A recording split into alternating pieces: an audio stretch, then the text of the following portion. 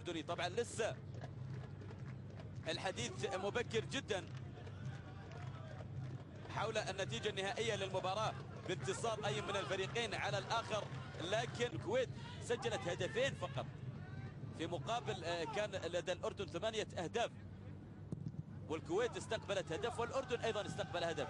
واضح حلوة لسمير ماهر، حاول أن يلعبها ساقطة من فوق حارس المرمى جاسم فؤاد، لكنها وصلت سهلة. عاد ليغطي كرة جاسم فؤاد، والكرة عن إخوتنا في سوريا ما هم فيه من أوضاع ومن أزمة، خذلهم من خذلهم وعز نصيرهم، لكن لهم الله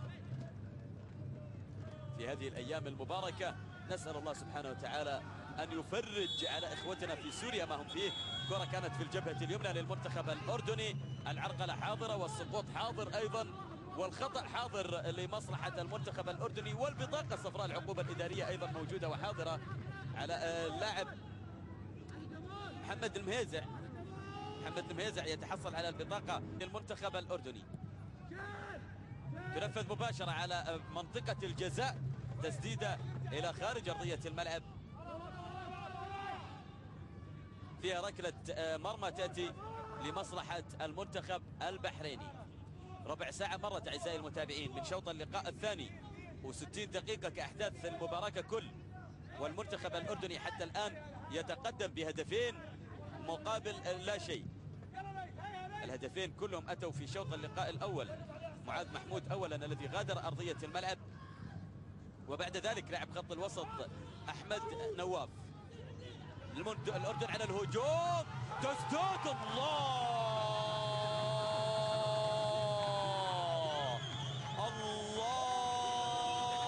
ثالث الأهداف للنشامة، والبديل محمد سمير يسجل ثالث الأهداف لمصلحة المنتخب الأردني. الأردن يحسمها، الأردن ينهيها. شوف محمد سمير البديل توغل في منطقة الجزاء، الله تسديدة في الزاوية البعيدة وفي شباك المنتخب البحريني. خلاص الأمور انتهت لمصلحة المنتخب الأردني، وإن كانت كرة القدم بهذا الأداء للأمانة المنتخب الأردني ربما نضع واحد من المنتخبات المرشحة ربما للمنافسة على كأس آسيا للشباب. بهذا المنتخب لو حافظ هؤلاء اللاعبين على هذا الأداء، على هذا النسر، على هذا الأداء الجماعي والروح الجماعية الجميلة والرائعة والمهارات الفردية الموجودة لدى جل لاعبي المنتخب الأردني، يعني أنت ما تدري تتحدث عن المباراة الأوزبكي. فاليدسلاف يوجه الحائط البشري، كرة ملعوب، الله ما زالت قائمة وعرضية خطيرة، لكن الله الله الله على التنفيذ الأكثر من رائع من عبد الرحمن يوسف. كرة ثابتة للمنتخب الأردني ينقذ كرة خطيرة للمنتخب البحريني. والله حتى الكرات الثابتة تأبى أن يعني تقف مع المنتخب البحريني. على الهجوم الآن بشكل جميل، عرضية لكن إلى خارج أرضية الملعب. حسين مهدي كرة إلى خارج أرضية الملعب، فيها ركلة مرمى للمنتخب الأردني. حلوة جدا الكرة الثابتة اللي لعبها عبد الرحمن يوسف لاعب المنتخب البحريني بشكل جميل ورائع جدا، لكن كرة إلى خارج أرضية الملعب أو القائم الأيسر للمنتخب الأردني نظيفة. وما بين عبد الرحمن يوسف ونور الدين خليل راح يكون الحوار القادم وبحث المنتخب البحريني عن تقليص الفارق. كرة تلعب مباشرة، جول. ايش موضوع القائم الايسر؟ ايش سالفة القائم الايسر مع عبد الرحمن يوسف بالذات؟ ايضا القائم الايسر لمرمى المنتخب الاردني، يعني هو واقف والله افضل المدافعين، احسن لاعب في المباراة القائم الايسر للمنتخب الاردني، واكثر لاعب منحوس عبد الرحمن يوسف مرتين من كرتين ثابتتين، وكلا الكرتين تصطد بالقائم الايسر وتتمنع على عبد الرحمن يوسف ولا تدخل الشباك. شوف هذه وحده، يعني هو مصر الا في القائم، وكرة أخرى تضيع على المنتخب الأردني أو على المنتخب البحريني المسجل أكثر. كرة خارج أرضية الملعب.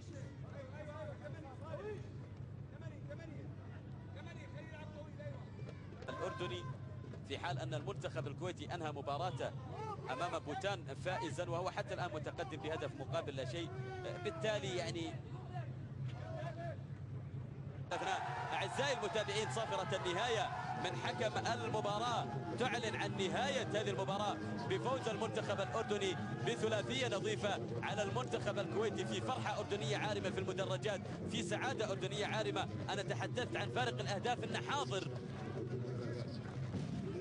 في هذه المباراة، وفارق الأهداف يصب لمصلحة المنتخب الأردني. الأردن ثانيا، الأردن متأهل. مبروك للمنتخب الأردني وصوله إلى نهائيات كأس آسيا 2012. إن شاء الله سنبارك للعنابي بعد هذه المباراة بحول الله وعونه.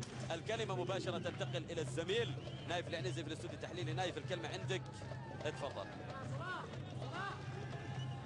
شكرا لأحمد المعمري. ثلاثية للمنتخب الأردني تهديه 3 نقاط في هذه المباراة. نتذكر الأهداف سويا في هذه المباراة. أبو خليفة، ثلاثية مريحة، واضح التفوق الأردني على المنتخب البحريني ومستحقة بصراحة، مستحقة يعني بالنظر إلى المباراة ومجريات المباراة كان المنتخب الأردني هو الأفضل، وإن كان دقيقة لأحداث شوط اللقاء الأول، وفي استماتة دفاعية حاضرة أيضا من دفاعات المنتخب البحريني. تعود من جديد، هذه أخطر في منطقة الجزاء. أول الأهداف، أول الأهداف. الله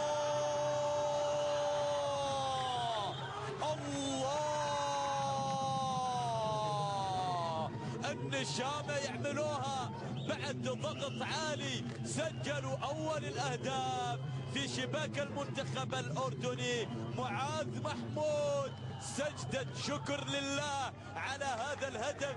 إن حقق الانتصار المنتخب الأردني سيكون هو أقرب الواصلين إلى كأس آسيا 2012. واضح تماما منذ البداية مدى الرغبة، مدى الطموح، مدى الهمة العالية التي امتلكها النشامة، التي امتلكها المنتخب الأردني في الوصول إلى شباك المنتخب البحريني. وفعلا بعد 23 دقيقة كان فيها سيطرة، كان فيها. سنتابع ونشاهد، لكن هو الآن يبحث عن رد. هنا خطيرة للمنتخب الأردني. جول! أوه يا ليث يا صبحي، قد تندم ربما كثيرا على ضياع مثل على هذه الفرصة، لأن تقريبا للصبح انفرد مع حارس المرمى. شوف هنا الخطأ لكن برافو برافو برافو معاذ، برافو. هو اقتنص كرته بشكل جميل جدا للصبحي، لكن النهاية لم تكن جميلة.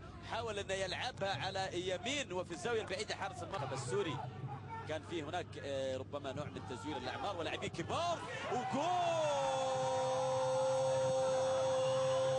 ثاني، هدف ثاني للمنتخب الأردني في شباك المنتخب البحريني. تقريبا الأردن ناويين أن ينهوا الأمور من الشوط الأول. أحمد نواف هذه المرة، شوف الجماهير الأردنية الحاضرة في المدرجات، السعادة اللي حاضرة لدى الجمهور الأردني في المدرجات. ثاني أهداف المباراة، سجود شكر لله. الكرة ملعوبة كانت جميلة جدا في الجبهة اليسرى. التقدم لأحمد العيساوي، يا سلام، خذ كورته ورفع راسه ولعبها في المكان الجميل. يا سلام يا سلام يا سلام. للأمانة منتخب أردني رائع، منتخب أردني مميز، منتخب أردني يقدم لنا كرة قدم جميلة ورائعة. عن ماذا ستتحدث؟ بكل الأشكال، بكل الطرق، بكل الأساليب الفنية التكتيكية. المنتخب الأردني يعمل، والمنتخب الأردني يسجل. هدف أول ضرب بعمق دفاع المنتخب البحريني، هدف ثاني من الطرف بشكل جميل جدا. كرة من وسط الملعب أرسلت بالجبهة اليسرى. أحمد العيساوي استلم بكل راحة، رفع راسه، شاهد المنطقة الفاضية، لعب فيها الكرة. كانت الاسناد من خط الوسط حاضر وموجود. تقدم أحمد أو اللاعب أحمد نواف من خط الوسط، ساند، سجل الهدف. ويا سلام على الجمل الفنية التي يقدمها المنتخب الأردني، ويا سلام على كرة القدم الممتعة اللي يقدمها المنتخب الأردني. وحي هلا بكرة قدم مثل هذه الطريقة بهذا الإمتاع. فعلا شكرا للأردن على هذه الكرة. في الأخير نحن نتحدث عن منتخب عربي، نتحدث عن منتخب شقيق يقدم لنا مثل هذه الكرة. بلا شك أننا نسعد بمثل هؤلاء اللاعبين الشباب، بلا شك أننا نفرح. نتمنى في يوم من الأيام أن نشاهد منتخب عربي يقارع الكبار على مستوى آسيا، على مستوى العالم. المنتخب الأردني بشكل جميل جدا حتى الآن يقدم مباراة اليوم، فعلا كان على قدر المسؤولية، يعلم أنه محتاج إلى انتصار بشكل طفيف راح تؤثر على نفسيتهم. ربما الجهاز الفني امام شغل كبير، شغل كبير، اما تكتيكيا يعني كيف الطريق لايقاف هذا المد الاردني الجارف. صعب جدا، يعني اكثر من لاعب في صفوف المنتخب الاردني يقدم نفسه بشكل راقي، بشكل رائع جدا. اي نعم، نتغنى بهذا المنتخب الذي يقدم كرة جميلة حتى الان، يكلل هذا المجهود بهدفين في شوط اللقاء الأول. كرة ليث صبحي يلعب، تصل إلى اللاعب سمير ماهر. أقصى خسارة في هذه التصفيات تعرض لها المنتخب البحريني أمام العنابي. يا سلام يا سلام يا سلام يا أحمد نواف، يا سلام يا سلام للأردن. الله لو تكمل، الله لو تكمل. الثالث، ضاع الثالث، لكن يا الله يا الله على الجملة الماضية التي قدمها المنتخب الأردني، ويا سلام على جمالية كرة القدم التي يقدمها المنتخب الأردني، ويا لروعة هذا الأداء الذي يقدمه المنتخب الأردني. فعلا والله أمتع حتى الإشباع، ابداع حتى الاشباع للنشام الشباب. من الجبهة اليمنى مسجل الهدف الثاني احمد نواف، تلاعب باللاعبين ومر كيفما شاء ومرر. يا سلام على تمريره ولا اروع. ياتي بعد ذلك اروع بالتفويته، التمرير اللي قدمه احمد العيساوي الى معاذ عبد الخالق. لعب يعني 3 4 5 لاعبين في منطقه جزاء المنتخب البحريني وانت متقدم بهدفين. هذا يعطيك دلاله ان منتخب ممتع، لان منتخب لا يعرف الا ان يهاجم، لا يعرف الا ان يسجل الاهداف. وكره القدم، شعبيه كره القدم أكثر الرياضات الشعبية على مستوى العالم لم تأتي من فراغ. ممكن الثالث، ضاع الثالث من جديد، ضاع الثالث من جديد على المنتخب الأردني. لم تأتي من فراغ شعبية كرة القدم. هذه الشعبية الجارفة أتت لكرة القدم بسبب المنتخب الأردني وأمثاله. نعم، بما يقدم المنتخب الأردني بهذه المتعة، بهذه الفنيات، بهذه الجمالية. القدم أكثر الرياضات الشعبية على مستوى العالم لم تأتي من فراغ. ممكن الثالث، ضاع الثالث من جديد، ضاع الثالث من جديد على المنتخب الأردني. لم تأتي من فراغ شعبية كرة القدم. هذه الشعبية الجارفة أتت لكرة القدم بسبب المنتخب الأردني وأمثاله. نعم، بما يقدم المنتخب الأردني بهذه المتعة، بهذه الفنيات، بهذه الجمالية، بكرة القدم التي تلعب بهكذا طريقة من المنتخب الأردني. هي ما تعطينا المتعة، هي ما تعطينا حب كرة القدم ومتابعة ومشاهدة كرة القدم. للأمانة تحية نرفعها للنشامة، تحية للمنتخب الأردني على ما يقدم من مردود رائع حتى الآن في شوط أول من لقاء أمام المنتخب البحريني. تحدث زميلنا في المباراة الماضية زميل خالد القحطاني في لقاء الصحفي ما بعد مباراة المنتخب الأردني أمام طاجيكستان وانتصار الأردن في تلك المباراة برباعية. تحدث عن أداء جميل ورائع وللمنتخب الأردني وما إلى هنالك. ربما أنا شخصيا لم أتابع تلك المباراة، لكن فعلا نبصم بالعشرة يا خالد أن المنتخب الأردني يقدم كرة قدم. يا سلام يا سلام، كرة كانت محاولة وهجوم للمنتخب البحريني لكنها تصل سهلة عند نور الدين خليل.